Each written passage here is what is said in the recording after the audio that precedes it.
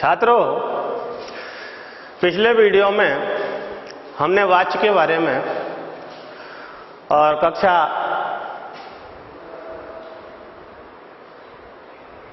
8-9 के बारे में, वर्णों के बारे में पढ़ा था। उसका कुछ भाग अभी भी शेष है, जिसको हम अगले वीडियो में पढ़ेंगे। आज का जो हमारा ये टॉपिक है, जो बिंदु है, जो बिंदु लेकर के हम चले हैं, वो बिंदु है हमारा कारक। ये कक्षा 8 व 9 तथा 10 तीनों ही कक्षाओं के लिए लाभदायक है, इसलिए ये बिंदु लेकर के हम चल रहे हैं। तो कारक में सबसे पहले कारक की परिभाषा, और कारक की परिभाषा में हमने देखा कि जब किसी संज्ञा या सर्वनाम पद का संबंध वाक्य में प्रयुक्त अन्य दो पदों, विशेषकर क्रिया के साथ जाना जाता है, उसे कारक कहते हैं। अब यहां पर एक चीज है जिसे याद रखना या नोट करना बहुत जरूरी है कि संज्ञा या सर्वनाम के साथ जो चिन्ह लगाया जाता है, उस चिन्ह को विभक्ति कहते हैं। इस आधार पर हिंदी में कारक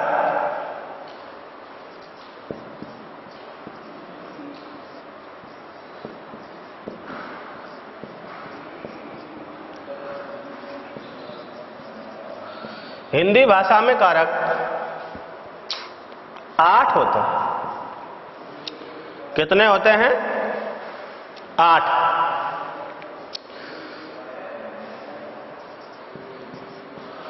हिंदी भाषा में 8 होते हैं, जबकि संस्कृत भाषा में 7 ही विभक्तियां होती हैं, 8वां विभक्ति नहीं होती। जबकि हिंदी भाषा में कारक 8 होते हैं। कौन कौन से? अब देखिए, यहां में पहले उनकी सारणी बनवा रहा हूं, तो उसमें यहां तो लिखेंगे आप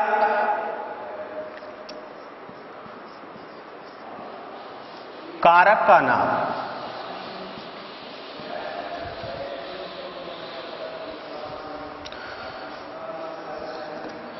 और यहां लिखेंगे हम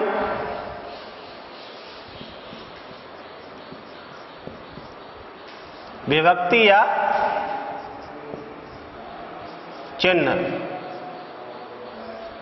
विभक्ति या चिन्ह। तो इस प्रकार से लिखते हुए हम चलेंगे। नंबर 1, कर्ता कारक।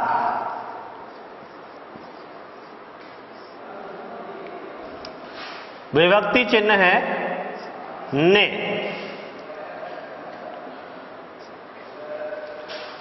दूसरा कारक है हमारा कर्म कारक।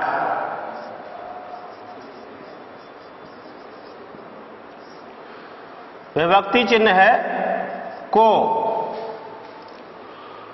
तीसरा कारक है हमारा करण कारक।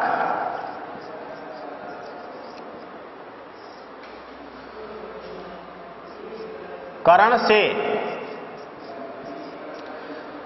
और ये द्वारा के अर्थ में प्रयुक्त होता है।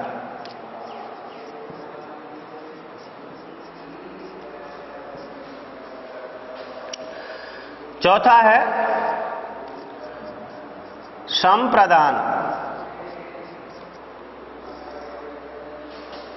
कारक।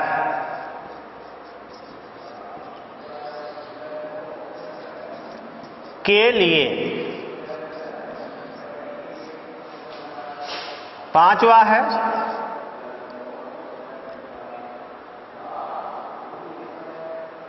अपादान।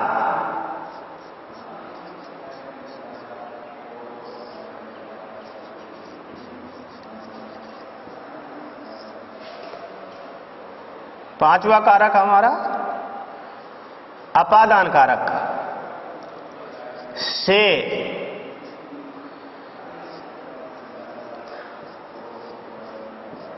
अलग होने के अर्थ में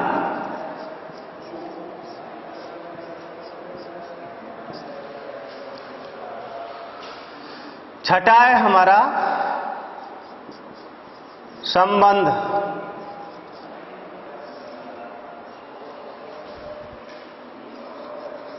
का के की। सातवां है हमारा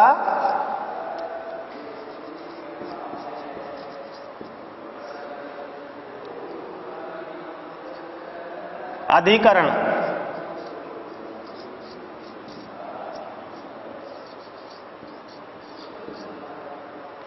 अधिकरण कारक चिन्ह है में, पे, पर। और अंतिम जो आठवां कारक हिंदी में प्रयुक्त होता है वो है संबोधन।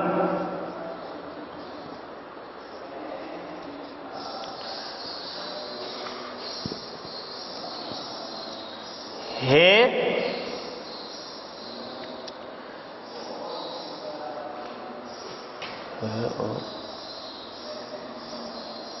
ओ, अरे। इस प्रकार से हिंदी में कारक 8 हुए। कितने कारक हुए? 8 कारक हुए। तो देखिए ये कारकों का नाम आ गया। पहला कर्ता कारक, दूसरा कर्म, तीसरा करण, चौथा संप्रदान, पांचवा अपादान, छठा संबंध, सातवां अधिकरण और आठवां संबोधन। कर्ता कारक है, उसका चिन्ह है विभक्ति चिन्ह, विभक्ति या चिन्ह। ने कर्म को करण से, संप्रदान के लिए, अपादान से, यह अलग होने के अर्थ में है। संबंध काके की, अधिकरण में, पे, पर और संबोधन हे, ओ, अरे। तो इस प्रकार से ये इनके विभक्ति चिन्ह हो गए और ये कारकों के नाम हो गए। यहां तक इसका स्क्रीनशॉट ले लीजिए और पहला कारक हम लेकर के चलेंगे।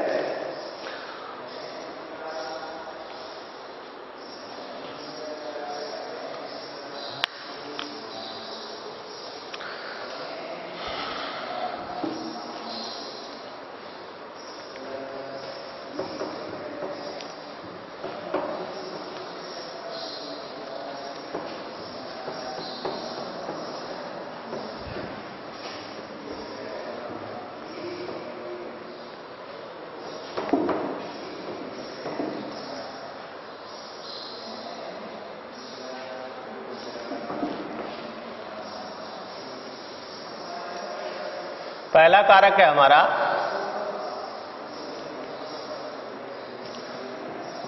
कर्ता कारक।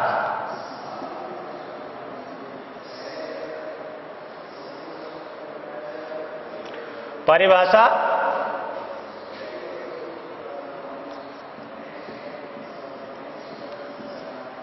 संज्ञा या सर्वनाम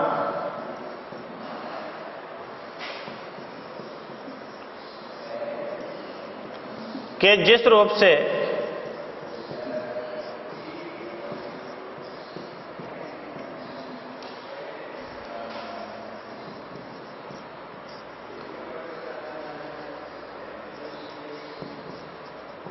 क्रिया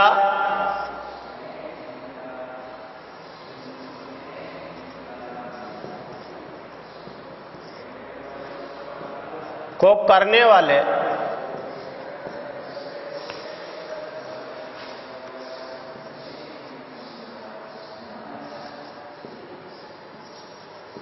का बोध होता है।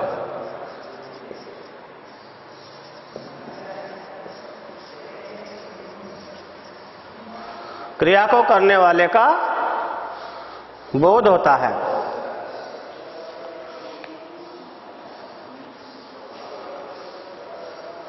दूसरे शब्दों में कहें तो या लगा करके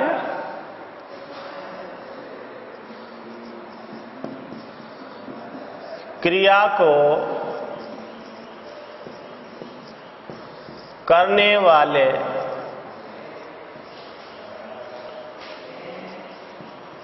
को ही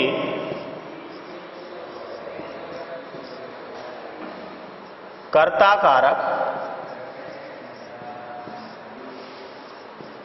कहते हैं। क्रिया को करने वाले को ही कर्ता कारक कहते हैं। जैसे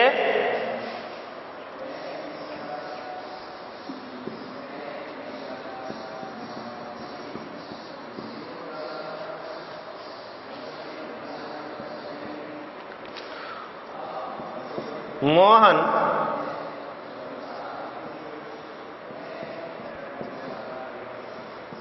पुस्तक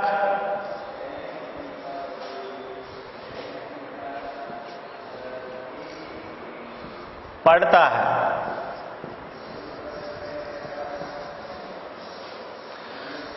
तो यहां पर जो पढ़ता शब्द है इसमें कौन सी क्रिया है? पढ़ना। पढ़ना क्रिया है और इस क्रिया को करने वाला कौन है? मोहन। कौन है? मोहन। ठीक है। तो क्रिया के करने वाले को ही कर्ता कारक कहते हैं। तो मोहन यहां पर क्या हुआ?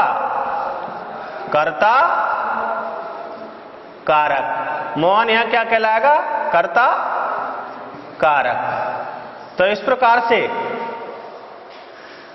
संज्ञा या सर्वनाम के जिस रूप से क्रिया को करने वाले का बोध होता है, तो मोहन यहां संज्ञा हो गई। या क्रिया को करने वाले को ही कर्ता कारक कहते हैं। ठीक है। तो यहां पर मोहन कार्य को करने वाला है, इसलिए मोहन यहां क्या कहलाएगा? कर्ता कारक। दूसरा है हमारा कर्म कारक।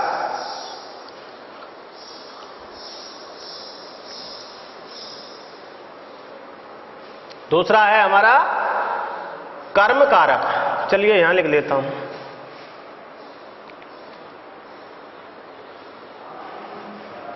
नंबर 1 और ये नंबर 2 कर्म कारक।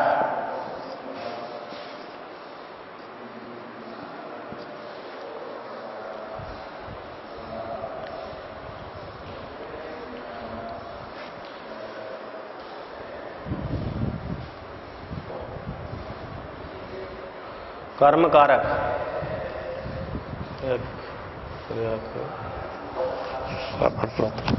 वाक्य में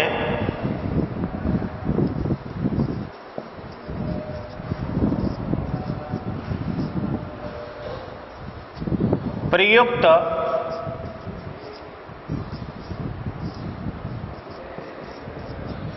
जिस शब्द पर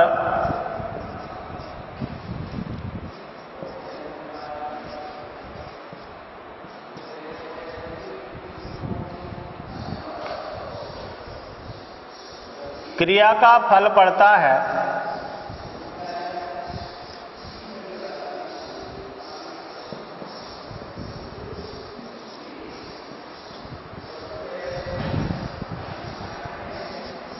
उसे कर्म कारक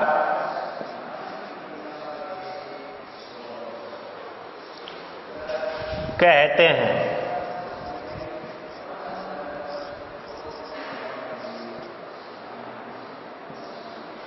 उसे कर्म कारक कहते हैं।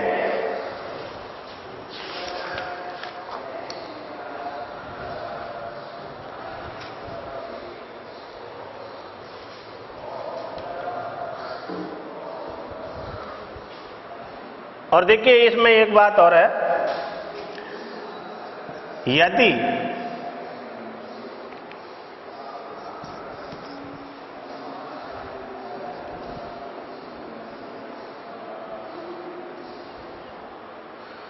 कर्म सजीव हो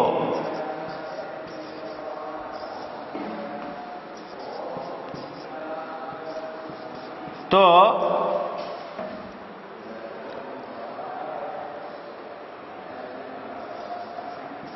को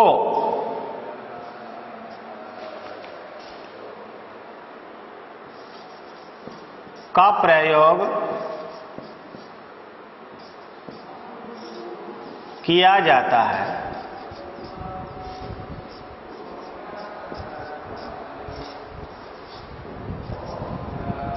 को का प्रयोग किया जाता है। जैसे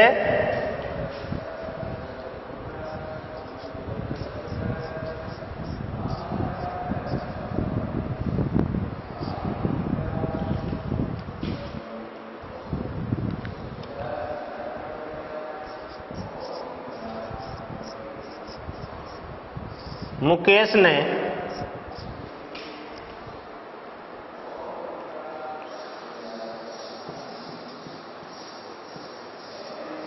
मयंक को मारा। मुकेश ने मयंक को मारा। तो देखिए मयंक जो है ये क्या हुआ, कर्म कारक हुआ। तो कर्ता ने किसको, कर्म को। तो मयंक है वो क्या हुआ, कर्म कारक हुआ। अब यहां पर जो ये कर्म है, कर्म कैसा है, सजीव है, अर्थात किसी का नाम है, किसी लड़की का नाम है। ऐसे देखिए मयंक का शाब्दिक अर्थ होता है चंद्रमा, ठीक है। तो यहां मयंक को मारा, सजीव है तो हमने को का प्रयोग यहां पर किया। तो इस तरीके से वाक्य में प्रयुक्त जिस शब्द पर क्रिया का फल पड़ता है उसे कर्म कारक कहते हैं। यदि कर्म सजीव है तो को का प्रयोग किया जाता है। तो ये हुआ आपके कर्म कारक। यहां तक इसका स्क्रीनशॉट ले लीजिए, अगला कारक लेकर के चलेंगे।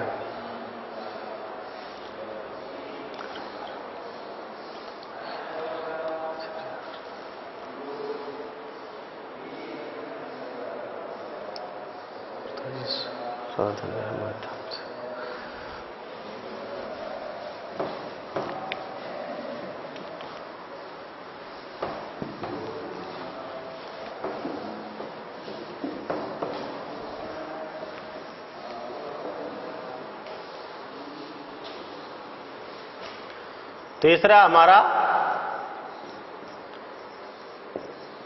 करण कारक।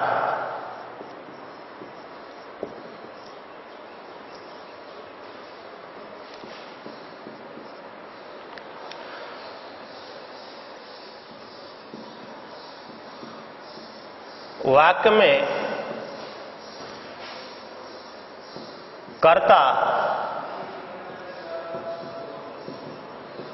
जिस साधन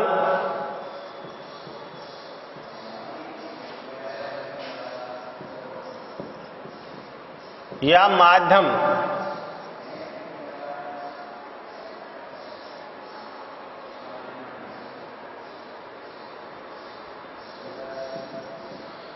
माध्यम से क्रिया करता है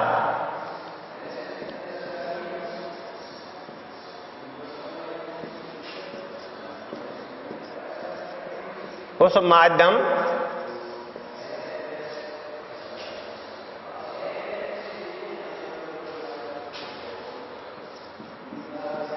या साधन, माध्यम या साधन को ही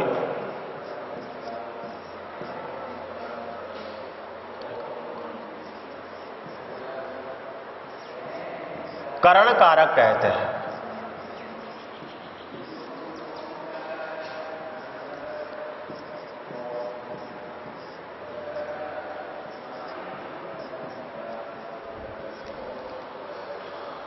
उसे ही करण कारक कहते हैं। पुनः सुन लीजिए, वाक्य में कर्ता जिस साधन या माध्यम से क्रिया करता है उस माध्यम या साधन को ही हम करण कारक कहते हैं। क्या कहते हैं? करण कारक कहते हैं। जैसे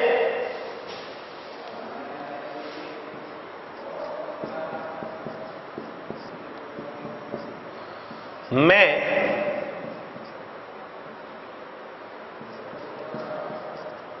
पेन से लिखता हूं। मैं पेन से लिखता हूं।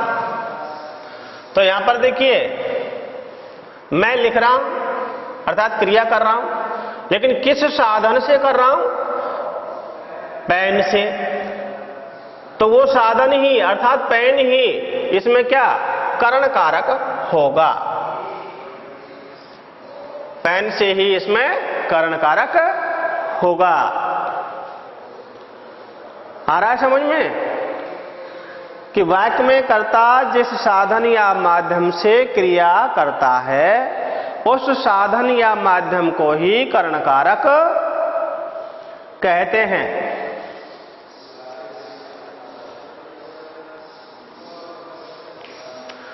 चौथा है हमारा कारक संप्रदान।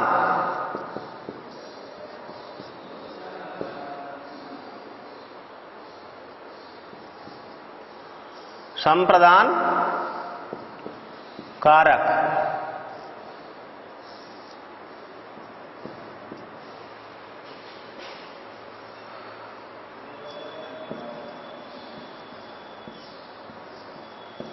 वाक्य में प्रयुक्त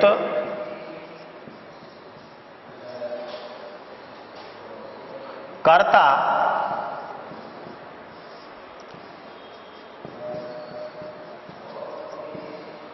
जिसके लिए